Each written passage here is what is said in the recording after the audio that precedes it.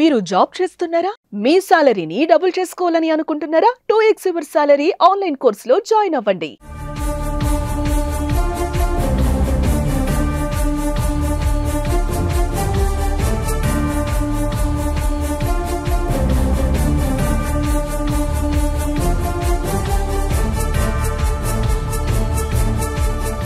ఇవాళ group 2 exams జరగబోతోంది. అయితే తిరుపతిలో ఉన్నటువంటి ఎస్వి మహిళా డిగ్రీ కాలేజ్లో పెళ్ళైనటువంటి వెంటనే పరీక్షకు హాజరైనటువంటి వధూవరులు ఇక్కడ చూస్తూ ఉన్నాము. అయితే ఉదయం చిత్తూరులో వివాహమైనటువంటి నేపథ్యంలోనే నేరుగా పరీక్షా హాల్కి పెళ్లి బట్టలతోనే వచ్చారు.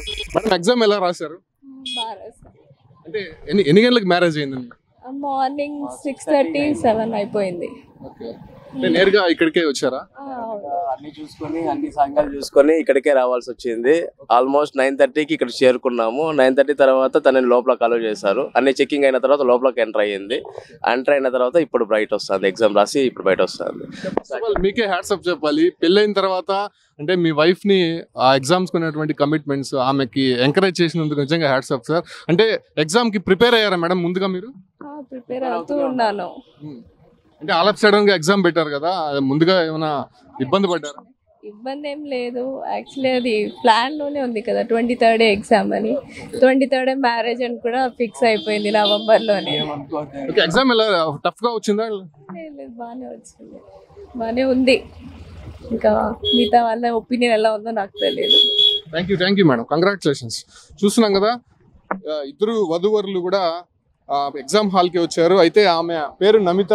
ఇవాళ ఉదయం మ్యారేజ్ అయింది. చిత్తూరులో మ్యారేజ్ అయిన తర్వాత ఆమె నేరుగా పరీక్షా హాల్కి వచ్చింది. ఇక్కడే ఎగ్జామ్ రాశారు, మహిళా డిగ్రీ కాలేజు.